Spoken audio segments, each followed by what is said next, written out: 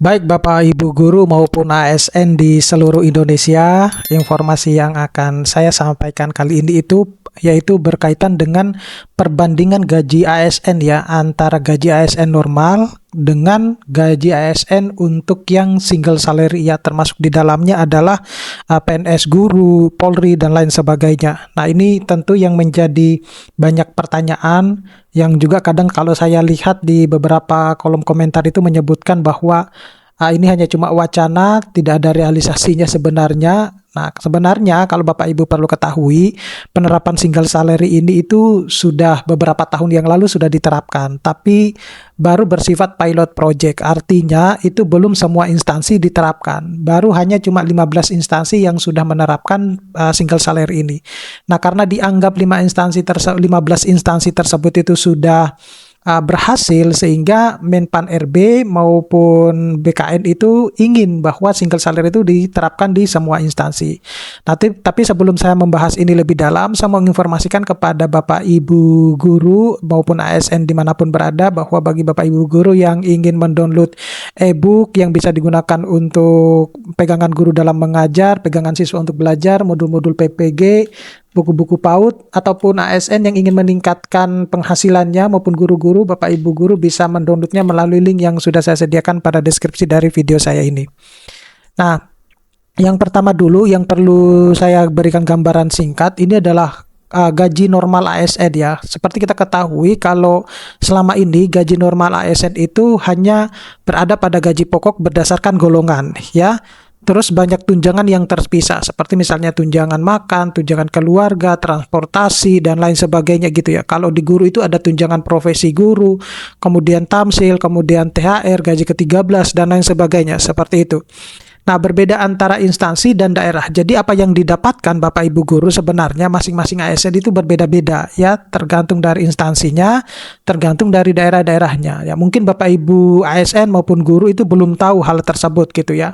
Nah, kemudian dianggap gaji ASN normal itu tidak transparan. Itu tadi karena ketidaktahuan antara perbedaan instansi, gajinya berbeda sehingga tidak ada transparansi. Contoh misalnya, gaji ASN yang bekerja di pemerintahan ya daerah itu tentu akan berbeda dengan pemerintahan daerah di daerah yang lain atau di kementerian yang lain seperti itu. Nah, itu sudah terlihat jelas bahwa padahal kalau kita lihat tanggung jawab kinerjanya juga sama-sama aja padahal ya, seperti itu.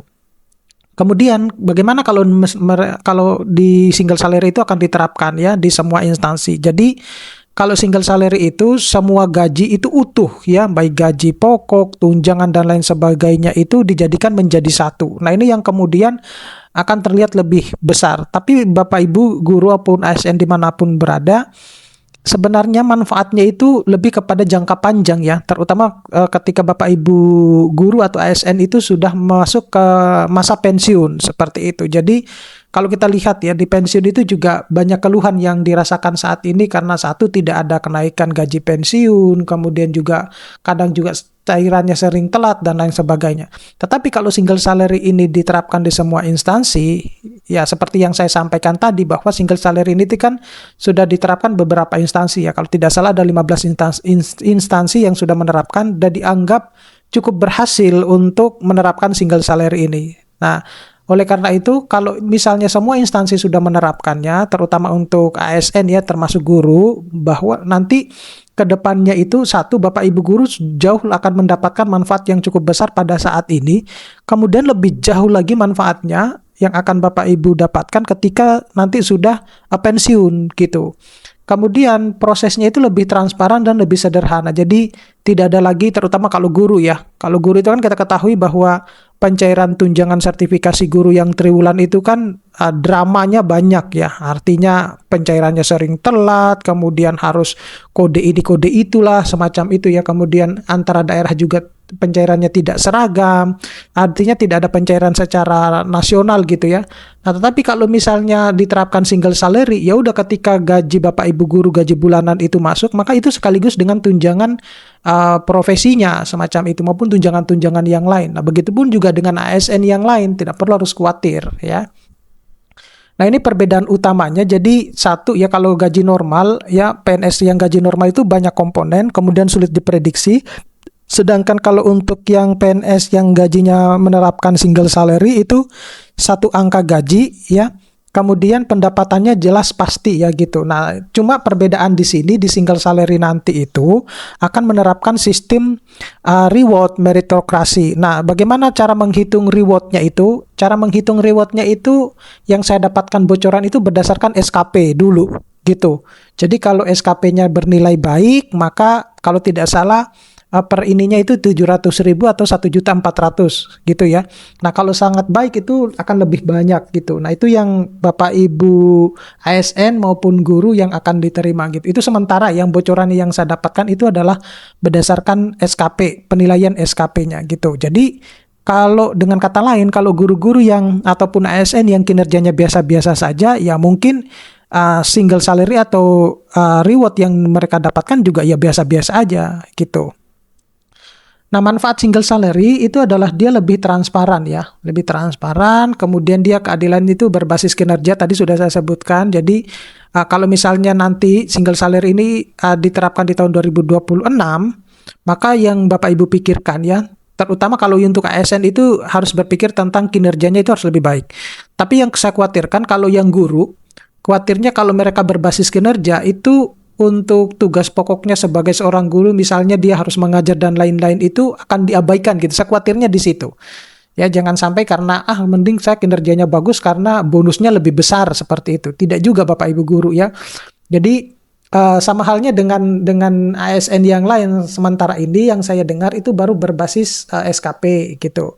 Kemudian administrasinya tentunya akan lebih efisien ya. Jadi potensi peningkatan penghasilan juga akan lebih meningkat gitu. Tetapi jauh lebih dari itu Bapak Ibu guru, ketika nanti Bapak Ibu guru itu sudah pensiun, maka yang akan Bapak Ibu guru dapatkan itu hampir mirip dengan apa yang Anda dapatkan pada saat masih aktif kerja. Gitu, itu yang ininya, yang bagusnya gitu ya.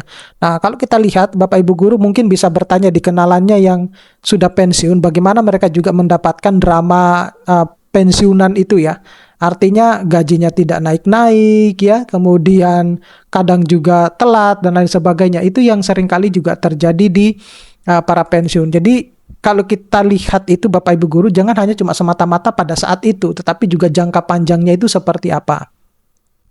Nah, ini tantangannya. Jadi tantangan saat ini itu ada penyesuaian regulasi, kemudian ada evaluasi jabatan dan kinerja. Ini yang masih dibahas yang paling utama itu yang 2 poin ini. Itu yang masih dibahas di DPR Bapak Ibu guru, tapi DPR itu memberikan wacana ke BKN maupun ke Menpan RB untuk bisa segera menyelesaikan 2 permasalahan ini. Nah, sementara ini Bapak Ibu guru maupun ASN yang lain sudah 15 instansi yang sudah menerapkan single salary dan belum berlaku penuh di tahun 2025. Artinya 15 instansi itu sebenarnya sudah berjalan sejak 2023 ya. 2023 dan dianggap berhasil, sehingga Menpan RB maupun BKN itu ingin bahwa di tahun 2026 itu bisa diterapkan di semua instansi gitu ya. Nah, terutama kalau yang setahu saya yang ini itu di instansi Kementerian Agama ya, itu mereka sudah menerapkan single salary sudah sejak lama gitu.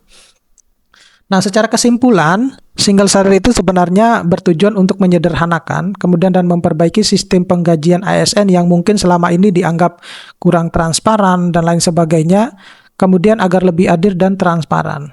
Oke, saya kira cukup sekian Bapak Ibu guru maupun ASN dimanapun berada. Mudah-mudahan ini bisa bermanfaat. Nanti kita akan ketemu pada video-video selanjutnya. Saya Iri, assalamualaikum warahmatullahi wabarakatuh.